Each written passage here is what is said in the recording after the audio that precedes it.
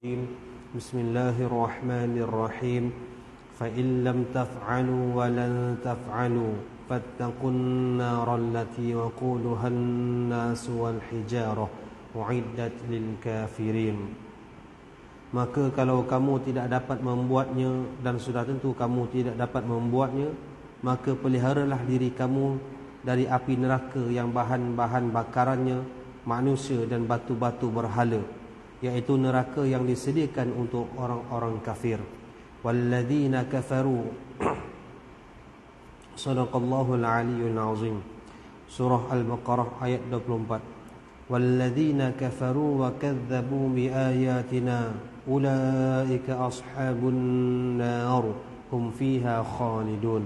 Dan orang-orang kafir yang mendustakan ayat-ayat keterangan kami, mereka itu ialah ahli neraka, mereka kekal di dalamnya. Sadaqallahul Aliyyul Azim. Allahumma aftah alaina hikmataka wanshur alaina min khazaini rahmatika ya arhamar rahimin. Allahumma aftah bainana wa baina qaumina bil haqq wa anta khairul fatihin. Allahumma arzuqna fahman nabiyyin wa hifdzal mursalin wal malaikati muqarrabin fi afiyatin bi rahmatika ya arhamar rahimin. Subhanaka la ilma lana illa ma 'allamtana innaka antal alimul hakim. Wala haula wala quwwata illa billahil aliyyil azim. Allahumma salli wa sallim wa barik ala sayyidina wa nabiyyina Mustafa Muhammad wa ala alihi wa sahbihi wa barik wa sallim ya karim. Alhamdulillah. Alhamdulillah. Syukur kita kepada Allah Subhanahu wa taala, dengan limpah izin kurnia Allah masih izinkan kita untuk sama-sama kita berada di rumah Allah Subhanahu wa taala ini, untuk sama-sama kita menunaikan solat fardu maghrib secara berjemaah, dan seterusnya diikuti dengan wirid-wirid secara berjemaah. Seterusnya diikuti dengan solat sunat ba'diyah. Dan saya ingatkan kepada tuan-tuan, ibu-ibu, ayah-ayah semua, untuk sama-sama kita berniat iktikaf di masjid ini kerana Allah Ta'ala. Kita duduk taman syurga ni betul dah, pahala dah. Kita duduk taman syurga ni di dalam payungan rahmat, di dalam payungan malaikat, sayap malaikat, betul dah kan? Tetapi ada lagi pahala yang boleh kita dapat lagi dengan hanya kita berniat iktikaf, maka kita akan dapat tambahan pahala. Tak buat, tak niat, tak apa ke? Tak apa, boleh. Tetapi kita mendapat kerugian. Benda yang mudah kan? Jadi sama-sama kita berniat iktikaf di dalam masjid ni kerana Allah Ta'ala. Alhamdulillah tuan-tuan, pada malam ini saya ambil sedikit tajuk. Dulu saya pernah janji pada tuan-tuan, tapi dah lama dah kan? Saya nak sentuh sedikit tentang neraka. Neraka semua sedia maklum, kita pun dah tahu. Neraka ni tajuk yang mudah, ataupun kita kata benda yang mudah faham kan? Tapi tak apa, nama pun kita sekadar gantian kan, pemain simpanan gantian. Jadi kita tak ada ambil tajuk yang berat, kita ambil yang ringan-ringan sahaja. Sedikit penjelasan tentang kesengsaraan neraka, yang mana kita sudah maklum apa tempat neraka dan sebagainya. Kita tengok apa kata pengarang kitab ini tentang kedahsyatan neraka. Mempercayai serta meyakini tentang kewujudan neraka dan syurga adalah satu kewajipan. Yakin bahawa wujudnya syurga dan neraka, maka satu kewajipan. Ini membezakan antara orang Islam dengan bukan Islam. Tuan-tuan, kematian orang bukan Islam, contoh yang boleh saya ambil adalah kematian orang Hindu. Kan, mungkin saya dah pernah cerita, saya ulang sekali lagi. Orang Hindu bila dibakar, dia beranggapan tidak ada lagi selepas ini, yang tidak ada kehidupan lagi selepas ini, dibakar siap-siap. Macam kita kan, ada selepas kematian di dunia ni, ada di kubur, adanya di akhirat yang lain. Tetapi kematian orang Hindu, kenapa dibakar siap-siap? Maknanya settle, selesai. Lepas dibakar, selesai, kira selesai. Tak sama fahaman akidah dia dengan kita. Perkara ini telah diceritakan secara jelas oleh Nabi SAW melalui Al-Quran dan Hadis. Menurut pegangan akidah Ahlussunnah wal Jamaah, ini pandangan dari sudut tauhid. ataupun akidah ni apa maksud tuan-tuan? Kita biasa sebut akidah ni perkataan aqadah ni kan, ikatan, simpulan, ikat. Jadi pegangan kita, pegangan orang Islam tentang syurga dan neraka ini, menurut pegangan akidah Ahli Sunnah wal Jamaah menjelaskan bahawa neraka dan syurga merupakan makhluk Allah yang telah diciptakannya untuk kekal selama-lamanya. Ini pendapat Ahli Sunnah wal Jamaah, kekal selama-lamanya. Neraka disediakan khusus bagi mereka yang derhaka kepada Allah Subhanahu wa taala. Jadi jelas kepada kita bahawasanya tempat neraka ni untuk mereka yang tak nak ikut perintah Nabi SAW dan apa yang Allah larang kita buat. Mereka buat dengan kita, wa na'udzubillah min zalik, mereka buat. Jadi itu adalah tempat mereka akan duduk nanti di dalam neraka. Manakala syurga pula merupakan nikmat yang tidak terhingga untuk hamba-hambanya yang taat. Mengingkari kewujudan neraka dan syurga adalah satu kekufuran yang sangat nyata. Siapa yang tidak mempercayai kewujudan syurga ataupun neraka, maka dikata di sini adalah satu kekufuran yang nyata. Seperti mana Allah sebutkan di dalam surah Syu'ara, dan supaya kamu memberi peringatan tentang hari berkumpul, iaitu hari kiamat yang tiada keraguan padanya. Segolongan akan masuk ke dalam syurga dan segolongan lagi akan masuk ke dalam neraka. Maknanya tuan, kematian nanti, di akhir nanti penghuni neraka ada, penghuni syurga pun ada. Di mana kita? Wallahu ta'ala a'lam bis-shawab. Tengoklah bagaimana kita punya sifat kita, bagaimana kita punya amalan kita, bagaimana hubungan kita dengan ahli keluarga, silaturahim kita dan sebagainya. Neraka adalah tempat di alam akhirat yang penuh dengan kesengsaraan, keperitan, penyiksaan serta kemurkaan dan kecelakaan. Allah Subhanahu wa taala telah menjanjikan tempat tersebut buat hamba-hambanya yang ingkar dan yang berdosa kepadanya. Sedangkan orang-orang Islam yang beriman dan beramal soleh, ini partner dia lah tuan-tuan. Bila kita sebut innal ladzina amanu wa amilus solihat, ini partner dia. Dalam Quran Allah nyatakan tentang orang beriman, maka disebut dengan wa amilus solihat. Jadi tuan-tuan, kita tak boleh sekadar mengharapkan rahmat Allah. Tak apalah, tak semayang pun, yang semayang belum tentu masuk syurga, kan? Nampak tu. Maknanya kalau orang tu tak solat, dengan harapan dia mengharapkan boleh masuk syurga juga, tak boleh. Solat wajib. Aku tak puasa pun, kalau Allah kata masuk syurga, masuk juga. Ini masalah tuan-tuan. Hadis itu tentang bab rahmat tak boleh dikaitkan dengan hukum hakam. Bab rahmat ni hak Allah. Allah kata nak bagi dia masuk atas redha Allah, bagi juga. Tetapi hakikatnya kita kena beramal soleh. Innal ladzina amanu, jangan sekadar beriman, wa amilus solihat. Kan sesungguhnya orang beriman dan beramal soleh. Partner tuan-tuan, partner. Kan? Dia ada partner dia. Syurga, partner dia neraka. Kan ada dia punya kawan dia, kawan dan lawannya.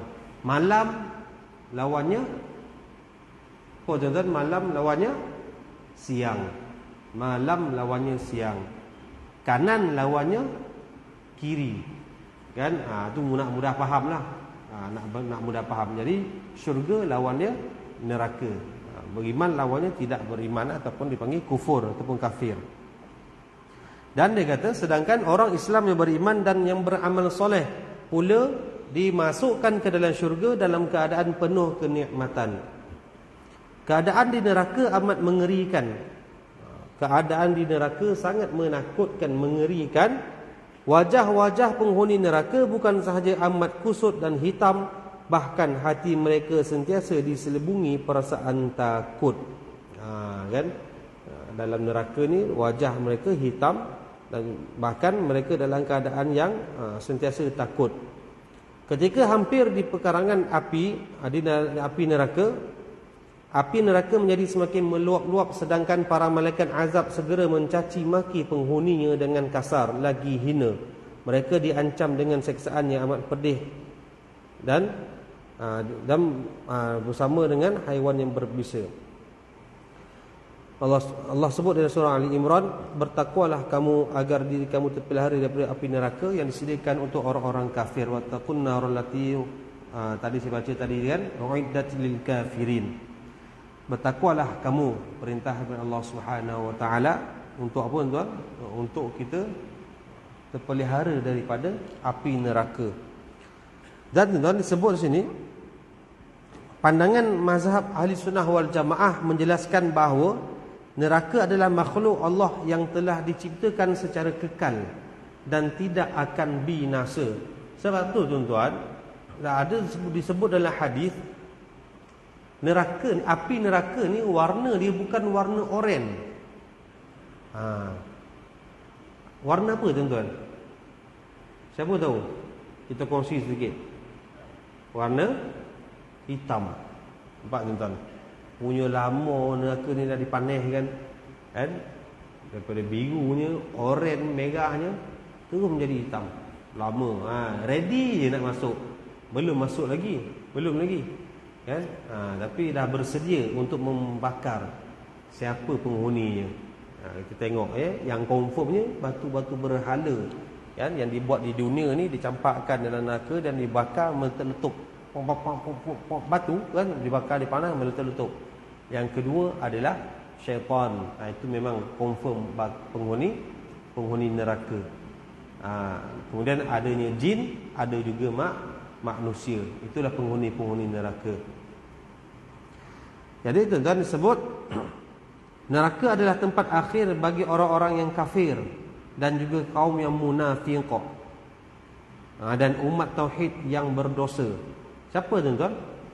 Pertama sekali penghuni neraka ni adalah orang-orang kafir, confirm yang tidak ada iman. Sebab tu hukum dia haram kita mendoakan pengampunan untuk orang yang bukan Islam. Kita dengar nama tanam lecemi mati, dilarang, maka hukum dia haram untuk kita ucapkan RIP, RIP, rest and peace kan, RIP tu kan. Bagi orang Islam itu doa tu, rehat dengan tenang dan sebagainya, itu doa haram, tak boleh. Jangan sesekali. Takziah ada perbincangan perbahasan ulama, takziah dibenarkan, hukum dia harus kan. Ucapan takziah dengan keluarga jiran kita lah, yang jiran kita dia punya suami mati, kita kata takziah lah atas kematian suami. Okey, itu saja kan. Itu adab kita orang Islam. Tapi nak, kalau takziah pun tak boleh, nak kata apa? Tahniah lah suami kamu mati, nak kata tahniah. Ada seorang setengah orang dia koreh benar. Takziah pun tak boleh juga kan. Bukan takziah tu ucapan pengampunan untuk si mati. Takziah ni kepada ahli keluarga. Jadi kita kata sabar, mudah-mudahan kamu bersabar, kamu kuat untuk tempuh dugaan ni. Itu ucapan takziah lah tu kan. Takziah boleh, itu hukum dia harus. Kalau ucapan apa RIP, tak boleh. Kadang kita tengok di Facebook lah, tengok orang tu meninggal, yang mati, yang bukan Islam, berapa ramai orang-orang Islam kita yang meletakkan RIP. Apabila kita tegur kan, kita tegur, beratus hentam kita, tak ada adab, tak jaga adab dengan muka Islam dan sebagainya. Tapi hakikatnya tuan-tuan, tak boleh. Memang jelas hadis dah mengatakan dan juga ayat Al-Quran mengatakan bahawa neraka itu adalah tempat orang-orang kafir. Itu yang pertama. Yang kedua siapa? Bagi orang munafiq, kaum munafiq, orang yang berpura-pura di dalam agama. Juga termasuk dalam golongan orang yang fasiq. Sama juga munafik ni Islam. Zaman Rasulullah dah berlaku dah. Ada tak orang munafik zaman Rasulullah? Wujud tuan-tuan, wujud. Dia punya solat belakang Rasulullah lagi. Meeting masuk kan, tapi dia cerita dekat Abu Jahal, punya jahat ni kan, meeting dia masuk. Dia tak ada waktu bila, waktu subuh dengan waktu isyak, sebab waktu tu gelap. Waktu tu gelap. Jadi waktu gelap ni Rasulullah tak nampak lah. Dia rasa Rasulullah tak nampak, dia tak payah sembahyang lah, tak payah pergi lah, waktu dah gelap. Jadi sebab tu ada hadis mengatakan Orang yang tak jaga solat subuh dan isyak berjemaah ni termasuk dalam golongan munafik ni kan. Ikutkan poin hadis itu dinyatakan kepada satu orang yang hidup zaman Rasulullah, Abdullah bin Ubay bin Ka'ab ni. Dia ni menjadi ketua munafik. Tapi Rasulullah tahu, semua berhati-hati dengan dia ni kan. Dia pernah wasiatkan kepada anak dia, kalau ayah mati nanti tolong balut ayah dengan kain ridak Rasulullah ataupun jubah begitulah. Maka dia mati, anak dia minta. Kan anak dia minta, maka Rasulullah bagilah. Rasulullah kata apa? Ambillah, tak ada apa manfaat pun pakaian aku ni. Bagilah dekat dia. Kan? Dipakaikan dengan pakaian tersebut kemudian dikebumikan. Jadi munafik ada sama Rasulullah. Yang fasik macam mana tuan-tuan? Golongan fasik ni lebih kepada kita ni lah. Kan nak kata orang tak elok kan. Maknanya kita tuju pada diri kita. Waktu munafik, orang fasik ni tuan, dia tahu benda tu wajib tapi dia tidak mengingkarinya secara zahir ataupun batin, tetapi dia tak nak buat. Dia tahu solat tu wajib kan, orang ajak dia, "Bang, jom solat. Kau pergilah dulu." Nampak? Tapi dia tak kata, "Oh, solat ni tak wajib ni. Apa solat? Kau solat pun kau tak kaya, aku tak solat pun aku kaya." Itu dah jadi kafir lah. Kan? Dia menolak hukum Allah. Tapi fasik ni begitu tuan-tuan. Dia tak menolak kewajipan solat tu, tapi dia malas. Cerita mudah, dia malas. Dia tahu solat ni wajib, malas nak buat. Tu dipanggil fasik. Dia tahu puasa Ramadan ni wajib, tapi tak nak puasa. Kan, dia tak nak puasa. Tapi waktu tengah hari dia makan senyap-senyap, kan. Nampak? Sebab apa? Dia tahu puasa ni wajib tapi dia tak nak buat. Itu dipanggil fasik. Kita tahu benda tu judi ni dosa, tapi main juga. Kan, bukan nak kira judi besar kan. Judi yang kecil-kecil ni pun ramai orang main. Baru ni kan saya pergi Giant, ada pakai kopiah. Kita beranggapan dia tak tahulah, tu je lah. Tuan-tuan biasa tengok dekat Giant, dekat Family Store, dekat Zimat ni kan, dia ada mesin bear tu kan. Kau tengok, ada yang bear, kadang-kadang dia ada patung kan, main singgit, tangan dia pergi kat situ, angkat, gerbung, dah jatuh bear tu kan. Pernah tengok kan? Itu pun telah difatwakan judi. Masuk singgit, sampailah orang tu tengok RM10 baru dapat satu bear. Kalau beli kat kedai lah kan, bear tu RM3-4 je kan. Tapi dia habis RM10 tu, dia main tu patung tu. Itu pun judi. Banyak tuan-tuan judi ni. Banyak mancing kan, kita main mancing, okeylah, mancing berbayar standard lah untuk pengurusan. Nak main jackpot tak? Jackpot kena tambah lagi RM30 contoh kan. Siapa main jackpot ni sahaja dikira pertandingan. Dapat ikan paling berat, maka dia akan dapat duit sekian-sekian lah. Yang main jackpot ni yang dikira judi. Itu judi yang besar juga lah. Ada judi yang kecil lagi, main guli. Tikam lah, pergi kedai. Sekarang budak-budak tak main dah guli. Zaman-zaman dulu lah kan. Zaman dulu. Sekarang guli budak pun tak kena kan, guli kan. Kalau guli, beli 50 sen, pergi main, balik kosong, lopong, kawan dapat banyak kan. Itu judi. Main pemadam, zaman sekolah dulu kan, main pemadam, minta dengan mak RM1 nak beli pemadam. Pemadam 20 sen satu kan, 20 sen, belilah 5, balik kosong. Sebab apa? Main kalah, kena himpit kan, kena himpit, kalah, bawa hak pemadam tu, bawa balik rumah kan. Itu pun judi juga. Nampak tuan-tuan judi ni sebenarnya besar, dah dibahagikan judi ni besar. Tapi sekarang ni judi online banyak kan, judi online. Itu dipanggil golongan fasik. Golongan fasik. Siapa lagi penghuni neraka? Dan disebut sini adalah umat tauhid yang berdosa. Umat sebelum Nabi Muhammad dulu yang telah diajarkan, yang telah didakwah untuk memeluk agama tauhid, agama Islam. Islam ni khas biasa untuk Nabi Muhammad lah, dipanggil agama tauhid dahulu, tapi mereka ingkar, maka mereka juga adalah penghuni neraka.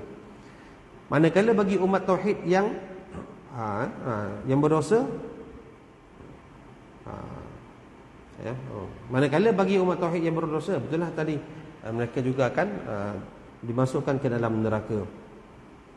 Ketika dipamerkan di neraka di padang mahsyar, semua makhluk berasa amat takut dan berdoa agar diselamatkan daripada menjadi mangsa keganasan api neraka. Ketika itu juga setiap makhluk cuba mencari para pemimpin mereka di dunia untuk memohon bantuan dan perlindungan. Namun duka cita dan hampa menjelembungi mereka, kerana di saat itu juga semua manusia akan lari bertempiaran mencari pertolongan daripada orang lain. Ini dipanggil waktu itu waktu dakwah dakwi. Waktu itu waktu orang mencari salah orang. Walaupun itu ayah kita, walaupun itu ahli keluarga kita, maka waktu itu akan dakwa. Dulu ayah tak pernah pun suruh saya tutup aurat. Tarik dia sekali, nampak tak pasal-pasal susah jadi lelaki ni. Kan? Susah. Kita nak jaga kita punya isteri, nak jaga kita punya diri kita sendiri. Kita jadi suami tu kan. Tapi pakai seluar pendek keluar. Pakai seluar pendek. Nampak diri kita pun kita tak boleh nak pimpin. Kita jadi suami. Okeylah seluar pendek, bukanlah kata okey, dosa. Ada orang tu jumpa di kedai, dia pakai boxer pun ada. Laki ni, kita ni sogan Allahu Akbar. Kata keluar pun bahaya kan. Dia pakai boxer pun ada. Nak cakap macam mana? Kan? Nak cakap macam mana tu? Kita doa lah. Diri kita dan akan mudah-mudahan siapa golongan tersebut mendapat petunjuk dan taufik, hidayah dan taufiknya. Jadi tuan-tuan, macam mana kita nak jadi seorang suami? Sebab nanti kita akan ditanya satu persatu, kullu ra'in wa kullu mas'ulun 'ala ra'ati. Setiap kamu adalah pemimpin, kamu akan ditanya tentang kepimpinan kamu nanti. Readylah, bersedialah.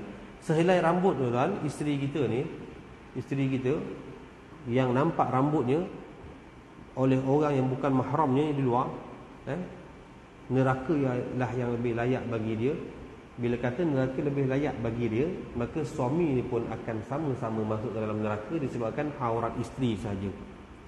Jadi siapa yang sayangkan suami, mana isteri sayangkan suami, jagalah elok-elok, kan? Jaga elok-elok.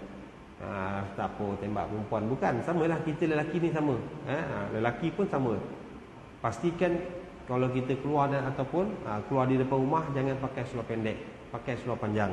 Maknanya tutup aurat. Auzubillahi min zalik. Semua orang berdoa untuk diselamatkan daripada menjadi mangsa keganasan api neraka. Jadi tuan-tuan, dan mereka akan mencari pertolongan daripada orang lain, dan mereka akan dakwi mencari untuk orang lain untuk mendapatkan pertolongan. Api neraka semakin menjulang tinggi sehingga lidahnya ini, dan surah Ibrahim tuan ada sebut. Dalam surah Ibrahim ayat 21, mereka semuanya di padang mahsyar akan berkumpul menghadap ke hadarat Allah. Lalu berkatalah orang-orang yang lemah kepada orang-orang yang sombong, sesungguhnya kami dahulu adalah pengikut-pengikutmu, maka dapatkah kamu menghindarkan kami daripada azab Allah walaupun sedikit sahaja? Mereka menjawab, seandainya Allah memberi petunjuk kepada kami, pasti kami dapat memberi petunjuk kepada kamu. Ini dari surah Ibrahim tu. Api neraka semakin menjulang tinggi sehingga lidahnya menjilat-jilat sampai ke atas dan daripada semua arah. Kepanasan api neraka dan suaranya yang menakutkan dapat dirasai dan didengari dari jarak yang amat jauh. Wajah-wajah para malaikat neraka juga sudah cukup mengerikan sehingga mampu menggetarkan seluruh tubuh badan. Betul tuan-tuan? Malaikat yang menjaga neraka ni, Rasulullah pun takut. Kan peristiwa Isra wal Mi'raj kan, ada satu malaikat muka dia masam, muka dia keras. Maka Rasulullah tanya dengan Jibril, siapa tu? Takutnya aku. Dia adalah penjaga neraka. Kan? Rasulullah tengok pun takut. Muka dia tak ada senyum langsung. Punya bahaya. Garanglah. Sesuai lah, kan? Sesuai. Nak jadi penguatkuasa begitulah tuan-tuan.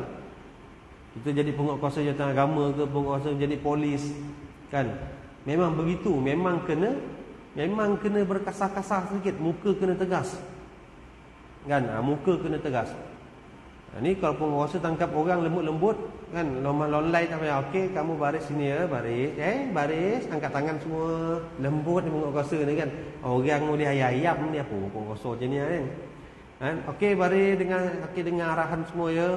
Okey, kamu jangan buat jadi lembut mana. Jadi penguasa dia kena kasar. Dia kena keras. Jadi sesuai dengan dengan penghuni neraka ni, kan? Dengan penjaga neraka, memang dia kena keras. Dan dia kata wajah-wajah para malaikat neraka juga sudah cukup mengerikan sehingga mampu menggeletarkan seluruh tubuh manusia. Setelah penghuni neraka dicampakkan ke dalam api neraka, mereka akan diikat dan dirantai dengan besi yang amat panas. Di dalam neraka, mereka bukan sahaja dibakar dari segenap sudut, bahkan mereka juga dijadikan sebagai bahan bakaran.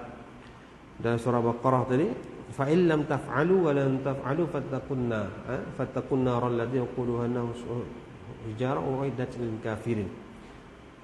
Jika kamu tidak dapat membuatnya, dan pasti kamu tidak akan dapat membuatnya, maka peliharalah diri dari api neraka yang bahan bakarnya adalah manusia dan batu-batu berhala yang disediakan bagi orang-orang kafir. Jadi batu berhala yang dibuat di dunia dicampakkan nanti di dalam neraka untuk dibakar, dan juga bahan bakaran dia adalah manusia.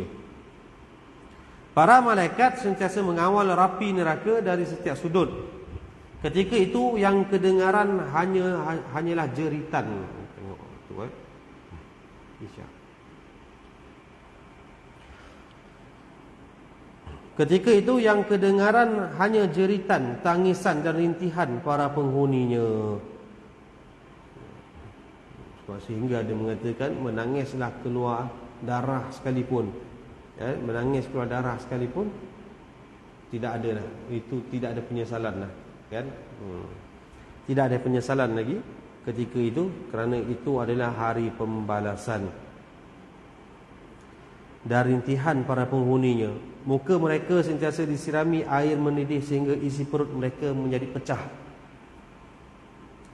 Muka mereka sentiasa disirami air mendidih, air pada neraka, sehingga isi perut mereka pecah.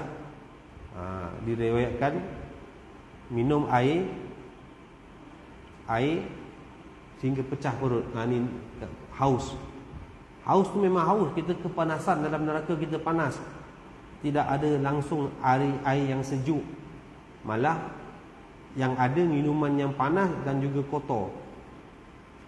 Kenapa Allah jadikan nanah dan darah di dunia ni, tuan-tuan?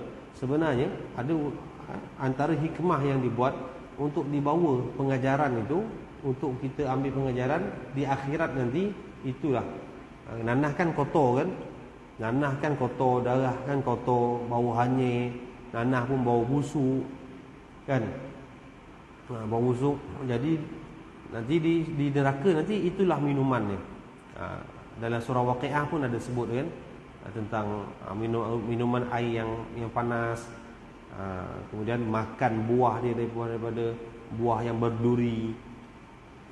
Saya dulu ada satu kemalangan di Kuantan dulu, di Kuantan. Masa zaman belajar lama dah, 10 tahun lepas. 10 tahun lepas. Orang tu accident, dia punya badan dia, siniar daripada atas leher sampai ke badan, dia tersangat divider. Sangat divider. Dan dia tercampak di tengah-tengah jalan. Kemudian kita nak pergi tolong lah, kan? Naik motor, saya naik motor. Bila dekat dengan dia, tuan, tak mampu. Sebab tu jadi bomba, jadi puak kesihatan ni hebat ni orang ni. Tak mampu, kita dah ke depan lah. Sebab apa? Darah dia keluar. Darah keluar. Terbelah ni, terbelah, kan? Sampai ke perut ni, darah keluar. Darah keluar. Lepas tu dia punya isi kat perut ni betul keluar, kan? Kita pergi tu, Allah, bau hanyir. Boleh sebutlah sebab tuan-tuan tak kenal siapa. Kalau kenal tak boleh lah, kan?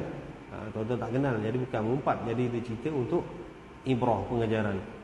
Bau busuk, tuan. Jadi itulah minuman ahli neraka. Dan disebut itulah minuman dia, air yang sangat mendidih. Jadi ada disebut dalam Quran juga perkataan hamim. Tuan-tuan guna perkataan hamim ni, dia ada dua makna, tuan, dalam bahasa Arab. Bergantung kepada ayat. Wa tasliyatu jahim. Hamim dalam satu konteks, hamim yamim. Hamim dalam satu konteks ayat, dia cerita tentang air panas menggelegak daripada neraka, air panas. Hamim dalam maksud yang lain ada membawa maksud kawan karib. kawan rapat. Sebab tu tuan-tuan, kalau tuan-tuan pergi di satu surau di taman di Senawang, saya sebut Taman Satria. Di Taman Satria, nama surau dia Surau Al-Hamim. Adalah satu makhluk Allah ni datang, dia kata tukarlah Hamim ni, air surau ni nama dia. Surau ni nama dia panas menggelegak, air panas menggelegak. Kan? Jadi kita cuba study balik, cari balik dalam kamus. Rupanya perkataan Hamim ada dalam surah yang lain pula. Allah sebut di situ perkataan surah Al-A'raf, perkataan Hamim, cerita tentang kawan mukarib. Jadi tak payah tukar nama kan. Kalau kita lebih study mencari, jadi kita dapatlah jawapan dia. Dan tuan, saya tutup dengan saya tutup dengan makanan dia. Minuman penghuni neraka tadi, air panas yang menggelegak, darah dan juga nanah, sehingga pecah perut, minum, pecah perut, minum, pecah. Adakah pecah tu dah selesai? Tidak, Allah jadikan balik. Sampai bila tuan? Selama-lamanya. Jangan fikir lepas sampai macam mana dan sebagainya. Sampai bila dah lama tu? Sampai bila? Rosak kita punya akidah nanti. Kan? Antara rosak akidah kita fikir, nanti lepas ni malaikat apa kerja kan? Apa kerja? Wahyu dah tak ada. Nak hujan pun dah tak ada kan. Lepas ni apa kerja malaikat? Jangan fikir rosak kita punya akidah. Makanan pohon zakum ialah sejenis tumbuhan neraka, pula dijadikan sebagai makanan penghuni neraka. Nama dia zakum.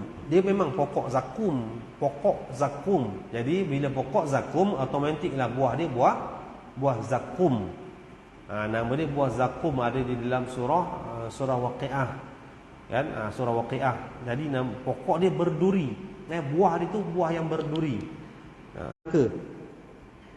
Makanan tersebut dapat menghancurkan perut, sekaligus dapat menambahkan lagi keperitan dan penderitaan di dalam neraka. Wa na'udzubillah min zalik.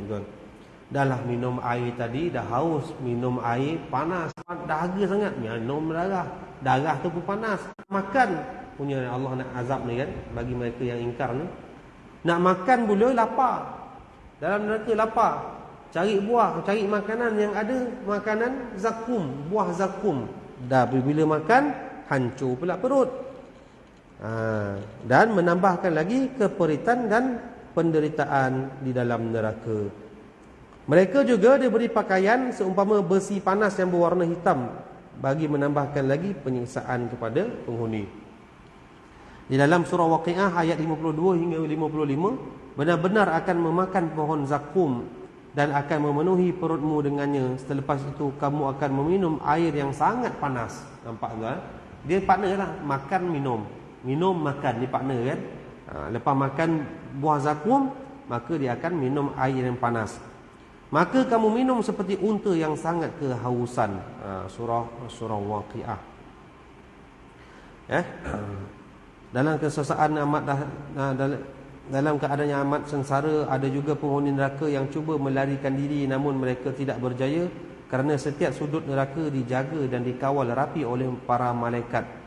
Memang betul, ahli neraka cuba nak melarikan diri. Nanti siapa yang masuk neraka nanti, dia ada cuba, dia dah kawah, dia dah satu kawah kan, manusia yang dibakar di dalam kawah tersebut, dan dicuba bangun untuk larikan diri. Dicuba larikan diri, namun tidak berjaya kerana setiap sudut dijaga rapi oleh malaikat. Mereka juga tidak mampu melarikan diri kerana pintu neraka yang dikunci rapat sebagai hukuman daripada ilahi. Ada satu hadis riwayat Muslim, sesungguhnya, saya pendek, panjang lagi ni, dah masuk isyak. Sesungguhnya api neraka itu digandakan sehingga 70 kali ganda, dan kepanasan semuanya sangatlah panas, 70 kali ganda. Di api dunia ni, api dunia yang kita rasa panas tu kan, panas, Rasulullah kata hadis riwayat Muslim ni 70 kali ganda di akhirat nanti. Ini kepanasan, hadis riwayat Muslim. Ya tuan-tuan, saya tutup dengan sedikit pengenalan ataupun nama-nama neraka. Saya bacakan di sini yang kita sedia maklum. Berikut adalah ringkasan tingkatan neraka. Tingkatan neraka Pertama sekali neraka yang paling bawah, paling dasar bawah ni adalah neraka Jahannam. Neraka Jahannam. Dikata apa di sini? Neraka ini diperuntukkan untuk orang-orang Islam yang derhaka dan juga orang-orang kafir. Bahawa orang-orang kafir dan orang-orang yang zalim itu tidak akan diampunkan Allah, tidak pula ditunjuki jalan melainkan jalan ke neraka Jahannam. Mereka kekal dalam neraka itu selama-lamanya. Yang demikian itu mudah sekali bagi Allah. Di dalam surah An-Nisa ayat 169. Orang kafir dan juga di sini disebut untuk orang-orang Islam yang derhaka. Tak dikhususkan siapa. Nanti kita tengok. Antara neraka yang lain, atas neraka Jahannam dipanggil neraka Lazar. Neraka Lazar. Dalam surah Al-Lail ada disebut. Sebab itu kami beri khabar takut kepada kamu dengan neraka Lazar. Iaitu Lazar ni bermaksud menyala-nyala. Lazar, menyala-nyala. Tiada yang masuk ke dalamnya selain orang yang celaka, iaitu orang yang mendustakan agama. Orang yang mendustakan agama dan orang yang berpaling daripadanya, iaitu orang murtad. Orang yang murtad. Ini mereka masuk dalam neraka Lazar. Tingkatan yang atas sedikit daripada neraka Lazar tadi adalah dipanggil neraka Hutamah. Neraka Hutamah. Wailul likulli humazatil lumazah. Dalam surah Al-Humazah tu. Tahukah kamu apa itu humazah? Apakah itu hutamah? Api neraka yang menyala, yang membakar hati manusia. Api yang ditutupkan kepada mereka, sedangkan mereka itu diikat dan dibakar. Surah Al-Humazah ada disebut tentang hutamah. Tingkatan yang keempat daripada bawah tadi apa tuan? Jahannam, Lazar, hutamah. Atas dia bagi neraka Sa'ir. Neraka Sa'ir. Sesungguhnya orang-orang memakan harta anak yatim secara zalim. Sebenarnya mereka sedang memakan api sepenuhnya ke dalam perut mereka. Wa na'udzubillah min zalik. Khas untuk orang yang makan harta anak yatim. Wa na'udzubillah min zalik. Saya takut tuan. Saya jaga 20 orang anak yatim ni kan. Kita jaga duit ni. Kan? Kita takut. Jadi cakap ni untuk diri sendiri lah. Untuk diri sendiri. Neraka Sa'ir. Seterusnya, habiskan ni, neraka Saqar. Untuk orang yang di dalam surah Mudassir, orang yang tidak solat. Apakah yang menyebabkan kamu masuk ke dalam neraka Saqar? Ma salakakum fi Saqar? Kerana kami tidak solat, kami tidak memberi makan orang miskin, kami percaya pada yang bukan-bukan dan kami mendustakan tentang hari kiamat. Neraka Saqar. Orang yang ada harta tapi tak nak layan orang miskin, dibiarkan orang miskin tak bagi makan. Orang yang tidak solat dan juga orang mendustakan hari kiamat. Ini neraka Saqar, penghuni neraka Saqar. Neraka Jahim, orang yang suka berzina, minum arak dan sebagainya. Selepas neraka Saqar, neraka Jahim, dipanggil neraka Jahim. Jahim bermaksud api yang tebal. Api yang tebal. Maksud Jahim ni api yang tebal. Neraka ini tingkatan yang ke-6. Daripada bawah tadi Jahannam, seterusnya Sa'ir, Saqar dan juga Jahim, neraka Jahim. Api yang tebal ini untuk orang-orang yang suka berzina, minum arak dan sebagainya. Orang kafir pun ada juga masuk dalam neraka ini. Neraka yang ketujuh dipanggil neraka Hawiyah. Okey. Neraka yang ketujuh dipanggil Hawiyah. Panjang pembahasan ni, Allah Taala alam. Diizinkan Allah kita sambung sikit nanti golongan yang akan dikeluarkan. Siapa yang akan kekal selama-lamanya? Ada juga golongan yang akan dikeluarkan daripada neraka. Maknanya mereka diazab terlebih dahulu, mereka tidak kekal duduk di dalam neraka.